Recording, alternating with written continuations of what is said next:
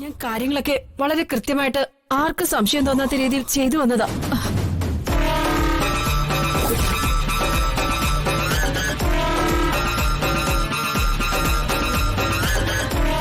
ഈ മരുന്ന് പുറത്തുനിന്ന് വരുത്തിയതാ. അധികം നാൾ സ്റ്റോക്ക് ചെയ്യാൻ പറ്റില്ല.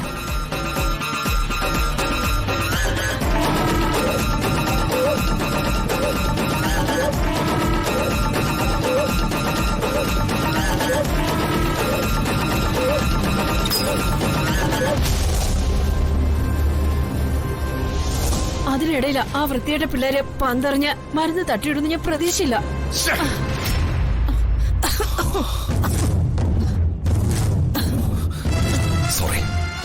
സോറി ഡോക്ടർ, ഞാനൊരു ബിസിനസ്സുകാരനാ. മുടക്കുന്ന പണത്തിന് അതിന്റെ റിസൾട്ട് കിട്ടണമെന്ന് നിർബന്ധമുണ്ട് എനിക്ക്. സോറി വിക്രം. ഡോക്ടറെ, അവസരങ്ങളാണ് പ്രധാനം. അവസരങ്ങളെ പ്രയോജനപ്പെടുത്തുന്നവനെ എന്നും ജീവിതത്തിൽ ലക്ഷ്യം കണ്ടിട്ടുള്ളൂ. സാരമില്ല, ഡോക്ടർ ചെയ്യണം. മെഡിസിൻ ഞാൻ ഏർപ്പാടാക്കി കഴിഞ്ഞു.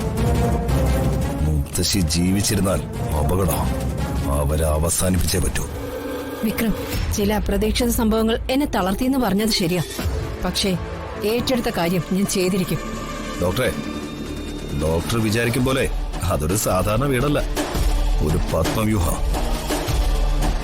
അതിലേക്ക് കയറി വിജയം കൈവരിച്ച് പുറത്തേക്ക് ഇറങ്ങാൻ അത്ര എളുപ്പമൊന്നുമല്ല. ചുറ്റും കണ്ണുകൾ വേണം. വിക്രം, കൊല്ലുന്നത് പോലെ സാഹസികമായ പണിയാണ് മരണത്തിൽ നിന്ന് രക്ഷപ്പെടുത്തുന്നത്. ദയാവിധം നിയമവിധേയമായ രാജ്യത്ത് പോസ്റ്റ് ഗ്രാജുവേഷൻ പൂർത്തിയായി എനിക്ക് കൈവിറക്കില്ല. തന്ത്രത്തിലൊരിക്കൽ പത്മവ്യൂഹത്തിലേക്ക് അകപ്പെട്ടു പോകാൻ വെറുമൊരു 16 വയസ്സുകാരിയല്ല ഞാൻ. വിക്രം അടക്കമുള്ള മരുമക്കളും മക്കളും തളർത്തിയ നല്ല മനസ്സും കാഴ്ചശക്തിയുമുള്ള ഒരു ധൃതരാഷ്ട്രമുണ്ട് അവിടെ, മാധവൻ നായർ. ഗുഡ്.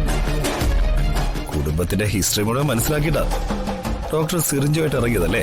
രോഗിയുടെ പൾസ് റേറ്റും ഹാർട്ട് ബീറ്റും മാത്രമല്ല, അവന്റെ മനോബലവും രക്തം കട്ടിയാക്കാനുള്ള സമയവും കേസ് ഹിസ്റ്ററി മുഴുവനും പഠിച്ചിട്ടാണ് ഞങ്ങൾ ഡോക്ടർമാർ കത്രിക എടുക്കാറുള്ളത്.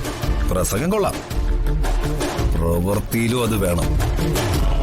വന്നില്ലെങ്കിൽ ഇനി ഒരു കൊലപാതകം കൂടി മാത്രമേ ചെയ്യുള്ളൂ എന്ന് ശപഥം എടുത്തിരിക്കുന്ന ഈ ഞാൻ അതങ്ങ് മാറ്റും. ആദ്യം കൊല്ലുന്നത് നിങ്ങളെ ആയിരിക്കും. അതെ, വിക്രം വെറും വാക്കൊന്നും പറയാറില്ല. അടുത്ത ശ്രമം വിജയിച്ചിരിക്കും, ഉറപ്പാ. മതി, എനിക്കത് മതി.